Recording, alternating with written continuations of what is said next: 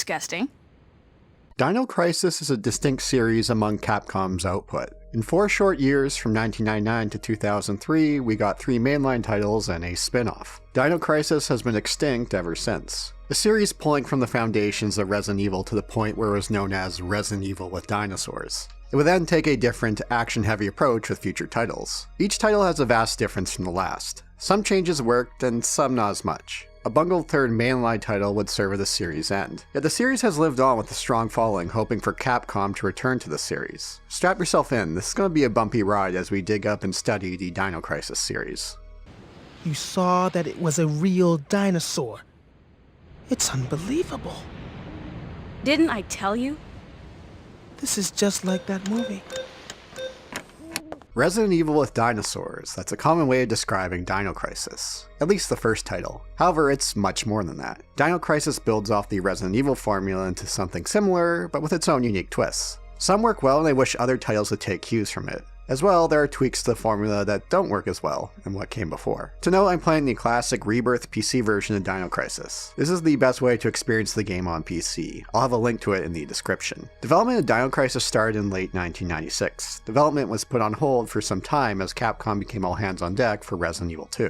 Initial plans didn't involve dinosaurs on a research base, but instead of a setting in a jungle environment. Players would fight off jungle inhabitants like gorillas and snakes. Shinji Mikami, who had directed Dino Crisis, suggested dinosaurs. The success of the Jurassic Park films made it an easy sell. The jungle environments end up on the cutting room floor due to technical constraints. This time frame of late 1999 was closer to the end of the PS1's shelf life. What they were able to get out of the hardware here is commendable. Backgrounds are rendered in 3D as opposed to pre-rendered. Playing today, it doesn't feel that dated. Instead of a static camera with cuts, a number of rooms will have the camera follow us. Some impressive tech compared to what they were doing just 3 years prior with Resident Evil. Unlike zombies, it's pretty tough to juke around dinosaurs. They are far quicker foes. We have guns, although they take some time to go down, at least at first. One viable strategy is to knock them down with a shot and run by. There are a couple of environmental additions to make up for this change. The laser shutters are one of them. With these barriers up, we can't progress forward, but the same goes for the dinosaurs. No matter how many times they try, over and over. Come on, buddy, I thought you were smarter than this. Go ahead, maybe the 19th try will work. The lasers won't hinder your bullets or darts if you want to take them out from safety. Another option are the events. I love the mouse click sound they make when you ascend or descend to one. Such a stock 90s sound. Their way of navigating that's safe from dinosaurs. They can be used to, no pun intended, circumvent your way around. Dino Crisis was ahead of the curve in regards to mixing items. Far more complex than mixing herbs or how Resident Evil 3 would make use of crafting ammo. Want to make a more powerful dart or healing kit? Make use of mixing. Items like intensifiers will increase their potency. Multipliers can be used to multiply the number of items. This is how you get the better items, especially the more powerful darts. In many cases, the best solution with dinosaurs is to use a dart on them, which puts them out for some time. The more powerful a dart, the longer they'll stay down for when you return to a room. Poison dart is enough to kill an enemy in one shot. Seeing what kind of things you can make in the discovery process of it is a lot of fun. Dino Crisis has a different approach to handling inventory management. Unlike Resident Evil, key items like access cards are separate from our main inventory items like healing items and ammo. The same goes for guns. They don't take up inventory spaces. This leads to less juggling of items and running back to item boxes. Depending on how you feel about this change, you prefer the system or find it detracts from the overall experience. For me, I find it hinders the overall experience. Not by a large amount, but noticeable. There is less planning ahead on thinking about what you're going to take with you on your next loadout. When done right, you could get into this flow-like state with Resident Evil where you're always thinking of planning ahead of your route and what you're going to take with you. That doesn't exist as much here. Granted, there are changes to our supplies, so it's not as if we never have to worry about our inventory. Ammo stacks in smaller amounts which can fill up your inventory before you know it. Another change is the healing system. Depending on a number of factors, an attack may cause Regina to bleed. Unless you have one of the higher quality med packs, a med pack will heal health but not stop the bleeding. Instead, you need a hemostat to stop the bleeding, although they do not heal any of your health. In rare circumstances, dinosaurs can knock your weapons out of your hand. Dino Crisis takes a different approach to item boxes compared to Resident Evil, one with a few more variables involved, and I haven't seen one like it since. How does Dino Crisis do it differently? There's 3 different kinds of item boxes: green, yellow, and red. Green contain medical supplies, while yellow and red contain both medical and ammo. Red boxes have higher quality supplies. You need to use a plug on an item box to access them. Plugs are found throughout our journey. Yellow boxes require only 1 plug to open. Green boxes require 1 plug except for one which requires 2. Red can vary from 1 to 3 plugs. This lack of consistency in plug numbers can lead to frustration if you're not keeping track. I think making each color box require the same number of plugs each time would have been the better choice.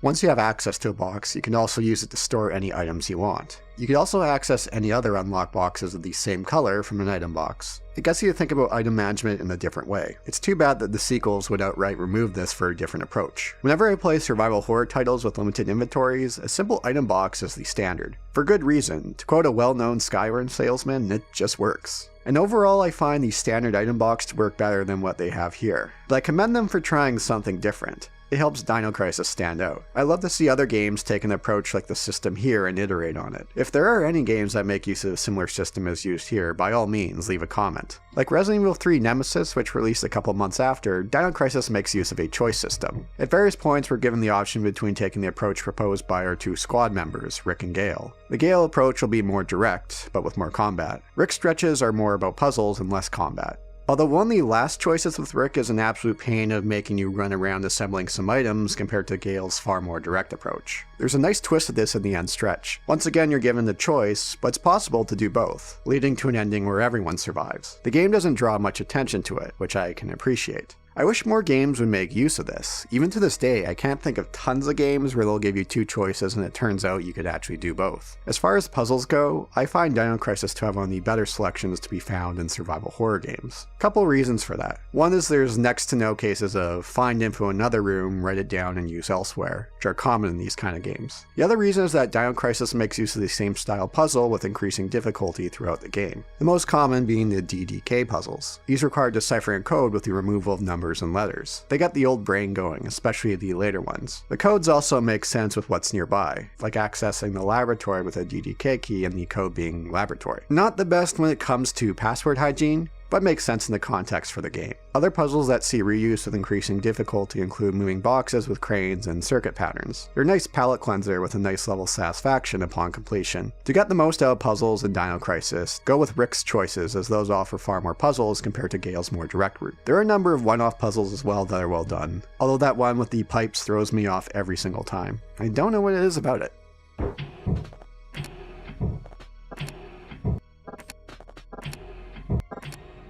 For the plot of Dino Crisis, we're sent to a military research base on an island. We're seeking the whereabouts of Dr. Kirk, a known scientist thought to have been dead for the last 3 years. A group of 4 is sent in, one is separated and faces an unfortunate end, leaving us with Gale, Rick, and our protagonist Regina. Gale serves as the cold member, focused only on the mission. He has the betrayal flag all over him that wraps around himself. Turns out he keeps his distance and us in the dark to protect us, something we could discover through one of the multiple endings. Rick, our tech expert, is the wisecracker. I love how in this universe, Barney the dinosaur and Jurassic Park exist. You're not gonna believe this. He was attacked by some kind of dinosaur. Now that's a good one. So, who was it? Barney? This isn't a joke, you idiot. We were just attacked by a big-ass lizard. Then we have our leading lady, Regina. Sassy is the word that comes to mind with her. The "that's disgusting" line that I started the video with is such a memorable line, for different reasons compared to the voice acting in the original Resident Evil. She doesn't take crap from anyone, but she cares for her team and the survivors we come across. Of course, there's the mysteries of this island and why there are dinosaurs. Instead of something like Jurassic Park of using DNA and cloning, it's due to time shenanigans. This is due to third energy, which caused time displacement and brought dinosaurs to this time frame and island, which is a nice way to distinguish itself from something like Jurassic Park. Although the whole idea with time displacement would cause a number of issues with the plot moving forward. While it didn't hit Resident Evil numbers, Dino Crisis went on to be a sales success and a critical one. An excellent start to a new IP, one in which they could build off the formula of Resident Evil. So what would happen next? Well, things would go in a very different direction.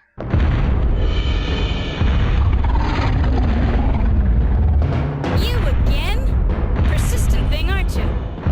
Dino Crisis 2 is a sequel that, on paper, shouldn't work as well as it does. It strips away almost all survival horror elements. This sounds like a terrible idea. They had a foundation, I would have loved to see where they would go with it. Instead, Dino Crisis 2 is an action-heavy title with a noticeable arcade influence. Yet, to once again quote everyone's favorite Skyrim salesman, it just works. The arcade-like gameplay of Dino Crisis 2 is a blast. You could see elements here that would pop up in other titles, like Resident Evil 4 or Devil May Cry. I wonder if the team saw what was going on with Devil May Cry at the time and pulled elements from it. While it was disappointing to see them not iterate on the survival horror formula, it makes up for it with just how much fun fun Dino Crisis 2 is. Once again showing that Capcom was, and in ways still are, the masters of creating titles with long shelf lives. Not due to bloated runtimes, but high levels of replayability. Something I wish more developers would gravitate towards in the modern age. Due to the large focus on outdoor environments, more enemies on screen, and faster gameplay, Dino Crisis 2 makes use of pre-rendered backgrounds with a static camera, which at times will get in the way of combat with the slight pause in between screens, but it's nothing that's a deal breaker. Unlike the next numbered title in the series, but we'll get to that later in the video. Dino Crisis 2 controls are similar to the first game with some tweaks to fit with the more arcade-like approach. One is a sub-weapon. If your main weapon doesn't require two hands, you can make use of your sub-weapon. Some are character-specific for our playable characters, Regina and Dylan. We switch back and forth at points throughout the game between the two. Oh, come on. Didn't they teach you how to open a door at SWORD training? Here, I'll show you. Watch this.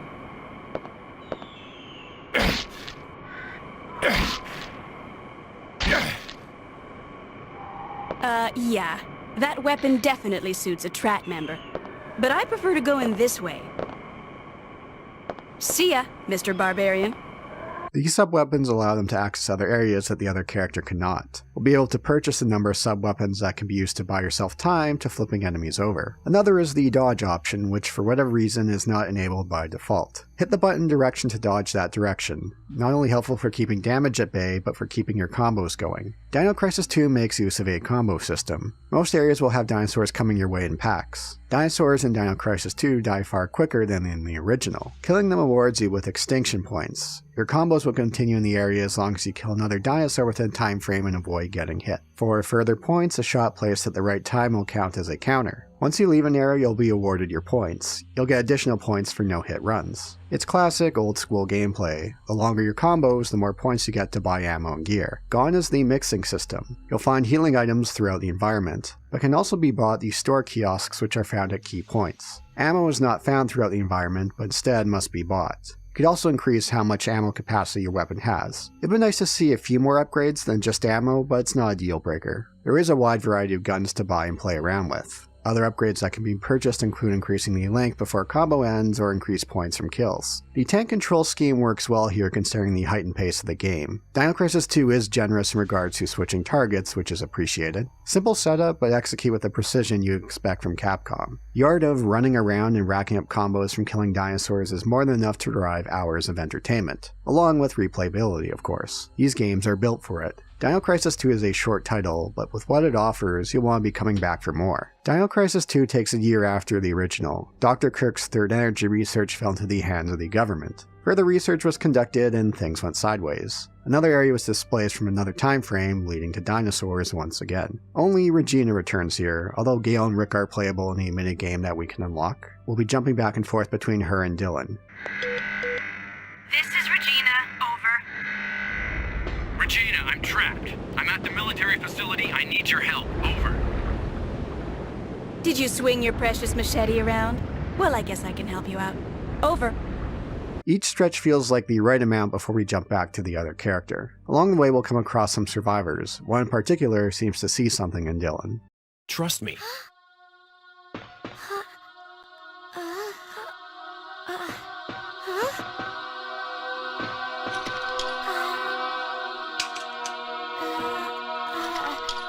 Hey. What are you doing? Stop it. What's the matter? One bummer is the lack of puzzles. I found the first Dino Crisis to have some of the better puzzles around for a survival horror title. Even with the action-heavy focus, Dino Crisis 2 does have some downtime. One amusing stretch has us trying to trap a small dinosaur who stole a key from us, or these stretches of hitting the buttons at the right time with Regina's stun gun. Dino Crisis 2 has a number of turret sections. They're quick and to the point, even if a bit overused. I would rather have had puzzles in their place. Sharpshooter, aren't you? Hang around the arcades much? Another notable absence is the choice system, the points where you could decide on two routes. I would love to see this as a way to incentivize even more replayability. One of the game's best stretches is Regina heading underwater in the diving suit. Things slow down here and the atmosphere is dialed up.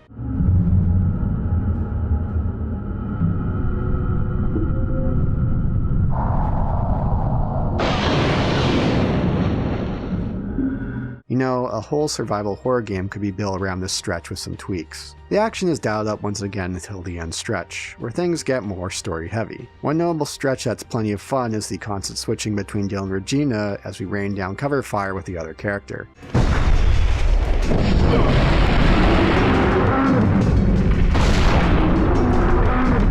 What feels like a funny nod, we get to put those glorious tank controls to work by controlling a tank. The story gets pretty out there in regard to time alterations. The events of the prior title had impacts on the space-time continuum that would have ramifications for the human race. So the dinosaurs were moved millions of years into the future and then sent back after the crisis was solved. To be honest, I had a hard time following it. It's easy to poke holes at anything when you get into time displacement. Although the character beats are well done. It turns out Dylan is Paula's father. Paula being that woman we found earlier. David has just a short amount of screen time, but has some memorable moments and funny lines.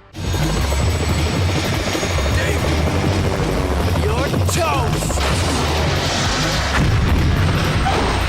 We still have the mission to retrieve the data on third energy research. Dude, even if we get the data, how do we get back to our time?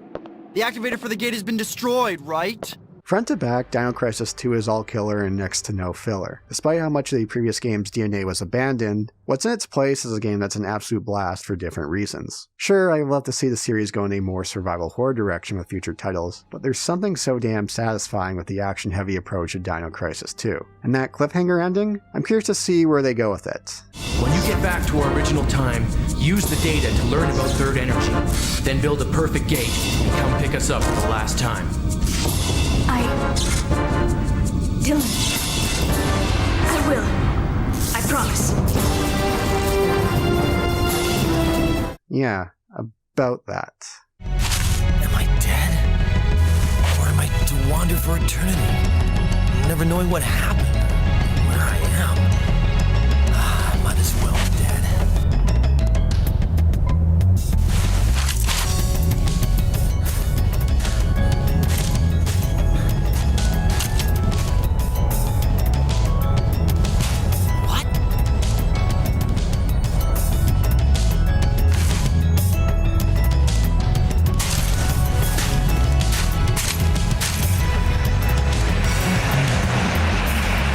Dino Stalker would be the next title in the series as a spin-off light gun shooter. It's part of the Gun Survivor series, which spanned 4 titles, 3 of which are Resident Evil titles. The other titles had their quirks and enjoyable elements. Here, little of that's to be found. The controls are awful, at least with the controller. Looking at reviews, the light gun controls were much better. The sensitivity is out of whack. I played the other Gun Survivor titles with controllers and didn't have major issues. I used the emulator settings to reduce the sensitivity since you can't do that in game. Even then, Dino Stalker is a nightmare to play. As a result, my gameplay looks like DSP playing a shooter after hitting the gin hard. Although you can use a button to switch targets, handy for getting one in the middle of your screen. Dino Stalker is a mix of on-rail and off-rail shooter. The levels will alternate between the two. We could swap between 3 guns with unlimited ammo and a special weapon with limited ammo that will find a variety of throughout. The on-rail stages work better as they're easier to pace out. There's a radar as well to show enemy location, as it's all too easy for enemies to get up behind us, especially in the off-rail stages. Feels more like a band-aid to a bullet wound design decision. Strong audio cues and better sound direction would have made it easier to know what enemies are behind us. The story in ways is a continuation of Dino Crisis 2, although not involving the cliffhanger. Paula and Dylan make appearances. We play as Mike Wired.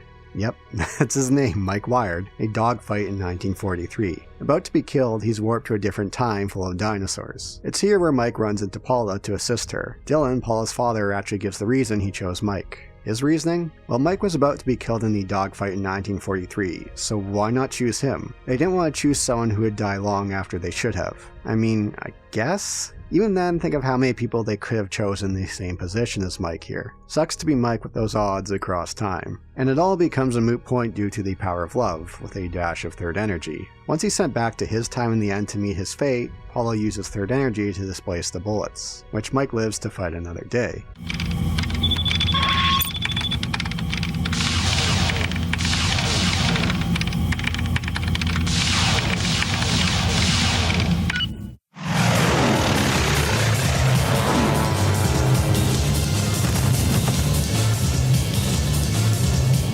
Yeah, this is why whenever possible you should avoid aspects of time travel, time displacement, or parallel timelines in your story, unless you keep it super simple. Else you end up with a plot that falls apart the moment you put any thought into it. As far as cheese, there are some goofy lines here, such as the one I started this section with, but nothing in the realm of memorable that other titles in the Gun Survivor series were able to achieve.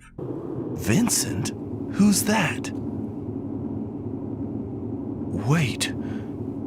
Am I Vincent? Vincent, you are a murderer. A murderer! A murderer? What are you talking about? Answer me!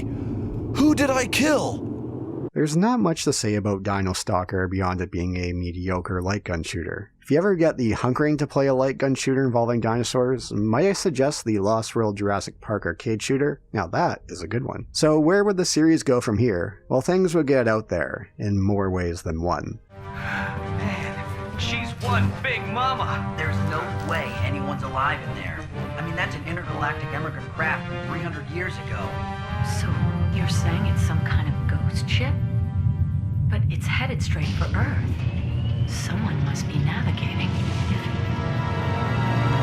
Wait, what's she doing? Dino Crisis 3 is a bizarre game, to say the least. Is the game as bad as its reputation makes it out to be? I didn't find that the case. That said, it's no misunderstood hidden gem. As far as the most disappointing Capcom sequel of 2003, I still think Devil May Cry 2 is the winner. There are next to no ties to the prior titles with Dino Crisis 3. Beyond Dinosaurs, of course. There is something fascinating about Dino Crisis 3. There are some great ideas that built off the second title, and dinosaurs in space. How can you go wrong with that? Well, the game does so in a number of ways with an execution that falls flat. Starting with the setting, the first major knock is that there's little connection to past titles. There is mention of third energy powering the ship, but that's about it. What happened with Regina? If her story wrapped up at the end of Dino Crisis 2, okay, fine. But it didn't, it ended on a cliffhanger. What happens with Dylan? Well, too bad. The series has time displacement, so it's not like it would have been a major stretch to just have Regina take Sonia's place here in Dino Crisis 3 if they wanted to. Just imagine her as Regina and things are better.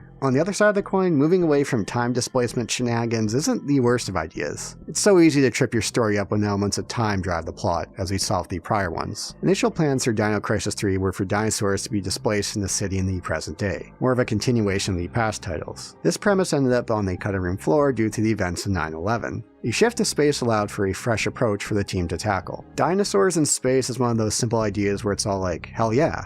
Whether you take a survival horror approach or one more action heavy, both could work. The issue with Dino Crisis 3 is the setting isn't aligned with its gameplay. A ship that vanished 300 years reappears out of the blue with no signs of life? That screams sci-fi horror to me. Think of games like Dead Space and System Shock. There's even a rogue AI here. This setting is prime real estate for a horror-based approach. However, they continued on the path of Dino Crisis 2 with its action-heavy approach. In that title, the action-heavy approach didn't clash with its setting or story, whereas the premise of Dino Crisis 3 smacks headfirst into a wall with the gameplay clash. If you want to go with the action approach, have something like a lived-in-space colony where dinosaurs come crashing in for some reason. Do you know how much I was waiting for a dinosaur wearing a jetpack to appear? We'll come back to the story later, so let's jump into the gameplay. Let's discuss the greatest flaw of Dino Crisis 3, a foe far greater than the dinosaurs aboard the Ozymandias, that foe being the camera. Of all the games I've covered on this channel, it's rare for me to discuss the game camera. If I do, it's to mention it's a fixed camera title. A good camera is something that we take for granted these days. Hell, back in 2003 when this was released, most games had figured out the camera issues that plagued the early 3D titles. Capcom found a camera system that worked well for most of their 3D titles. Well, most, because Dino Crisis 3 is not one of those titles. I can't recall the last game I played that had a worse camera than Dino Crisis 3. And this is from Capcom of all companies, not some run-of-the-mill developer. One of the major issues is the gameplay pace of Dino Crisis 3 doesn't mesh with the camera. Dino Crisis 2 had fast gameplay, but the fixed camera worked fine. This was due to our movement speed and how many camera cuts would occur in an area.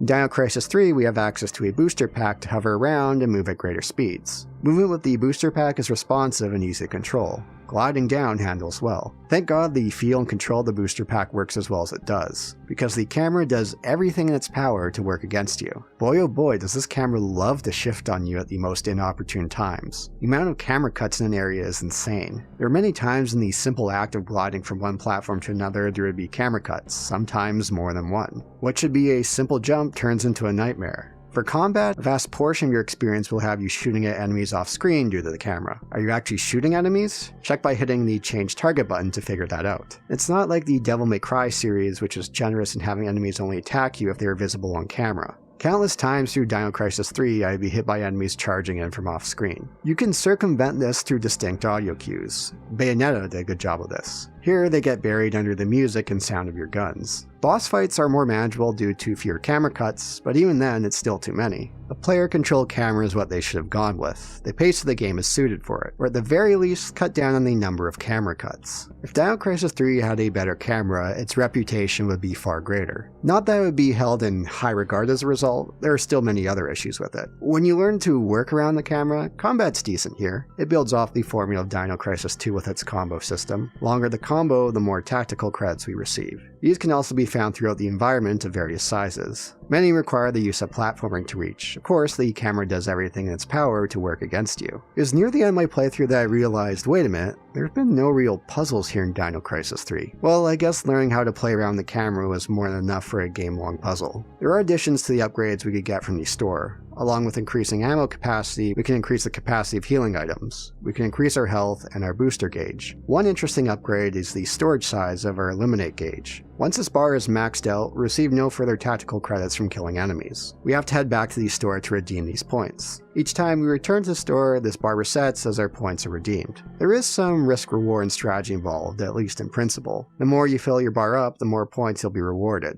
However, this means waiting to return to the store to replenish your supplies. Although beyond upgrading this gauge twice, I didn't find myself worrying about killing enemies with no further gain. I could see what they were going for, but the execution doesn't quite land. A quick switch between weapons would have been a better choice here to keep the pace up, as opposed to going to the menu. Our main weapons can be charged, but requires us to remain still. With most of the game having us firing at enemies off screen, this is more risky than it needs to be. Although I appreciate that we could also switch to first person for better aim. There are 0G sections which handle okay in regards to play control, but once again, that damn camera rears its ugly head. Another disappointing element of Dino Crisis 3 is the exploration. It doesn't take advantage of this ship setting. It's a setting ripe for an interconnected Metroidvania-style progression, something in which we can unlock shortcuts to return to for backtracking. There are short stretches where this occurs, but most of our time is linear progressions. There are even bits where the game locks you out of going anywhere else beyond the critical path. There's a padding stretch near the end where we have to make our way back through the ship. Although I'll credit to the fact it's now taking place in 0G to mix things up. Again, I know I sound like a broken record, but the awful camera makes this 0G section more difficult than it needs to be. Same goes for the map.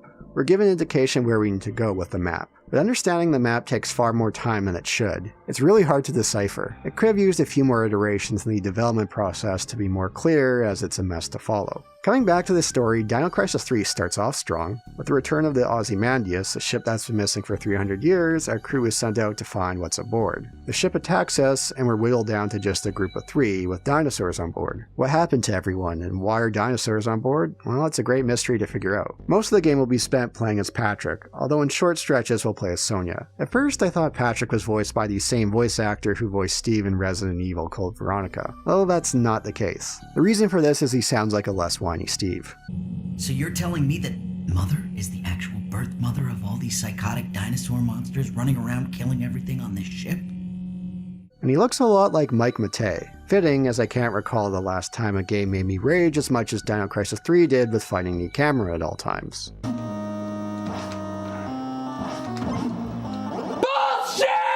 You know, for a ship that's been gone for 300 years, you'd think it wouldn't be as clean and sterile as it is. So how did the dinosaurs end up being here? The ship was sent to colonize the planet. However, the crew began to die of radiation poisoning. Ship's computer, known as Mother, received orders to create human clones that'd be able to survive the conditions. She tried various animal samples to splice with humans, and found that splicing with dinosaurs was the best result. The dinosaurs aboard are the result of some of her experimentation. So there you go, no time displacement needed here. However, the human dinosaur hybrids still couldn't survive the planet's radiation, so she decided to bring them back to Earth to inhabit. Silly? Yeah, but the idea of what seems like a rogue AI doing this isn't a terrible idea. Again, it sounds great for a more horror approach focus than Dino Crisis 3 takes. I love the System Shock games, so I was hoping for this Mother AI to get in our way at all times, taunting us at every move. It's a letdown that she's nowhere near the threat level that Shodan is.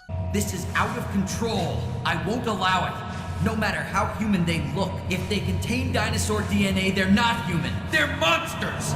This is my order and my purpose. You will not get in my way. My analysis of historical data suggests a 97.34% probability that you are aware of my birth on your planet and my rebirth into beauty on Citadel Station. Yes, Dino Crisis 3 is a bad game, but even among the constant battles with the camera, there are moments where the good shines through. The rare stretches where a combat gauntlet doesn't have a million camera cuts can be quite fun. The music is excellent, probably my favorite in the series. The simple act of moving around with the booster pack feels great. Even if it cuts most ties from the prior titles, there's an interesting premise here. It's too bad a horrendous camera brings that experience down. A most disappointing sequel, although I still give the prize of most disappointing Capcom sequel 2003 to Devil May Cry 2. And this would be, as of writing, the last entry in the series. One thing I haven't mentioned yet is that Dino Crisis 3 was an Xbox exclusive. Puzzling choice. Dino Crisis was Sony territory prior and sold better in Japan. To this day, Microsoft still struggles to gain market share in Japan with Xbox. A smaller user base plus a lackluster reception led to underwhelming sales. The series has been extinct ever since. A short period from 1999 to 2003. 3 mainline entries and 1 spin-off, burning out instead of fading away. The first title taking the idea of Resident Evil with dinosaurs and making it into its own thing, which the series would abandon with the next entry and taking an action-heavy approach with wonderful execution. Fans have poked and prodded at Capcom for years about the series seeing a return. In early 2022, Capcom unveiled Exoprimal. Dinosaurs? A redhead lady? Any connections here? It turns out no, according to the director. Is a remake on the horizon? Something in the vein of the Resident Evil remakes we've been getting? A way of gauging this would be the status of fan remakes of Dino Crisis. I say this because Capcom in general is fine with fan projects. However, in 2015 they shut down a Resident Evil 2 fan remake. This was due to the fact that they were making their own remake. There is a fan-made remake of Dino Crisis in the works, although there hasn't been any updates since 2020. From what I gather, this isn't due to being shut down by Capcom, but the developers decided to work on something else. As of writing, there are rumors that Shinji Mikami, director of the first Dino Crisis, is working with Platinum Games and Capcom on a remake project. Speculation has been a remake of God Hand or even Dino Crisis. Who knows? Stranger things have happened. It's not like dinosaurs are out of style. Look how much money the Jurassic World movies have made. As it stands, Dino Crisis is an odd series amongst Capcom's output, each title different than the last. Some changes worked, some not as much. The first 2 are classics for different reasons, and they're always worth a replay whenever you have a hunkering for them. Thanks for watching. We finally really did it. You made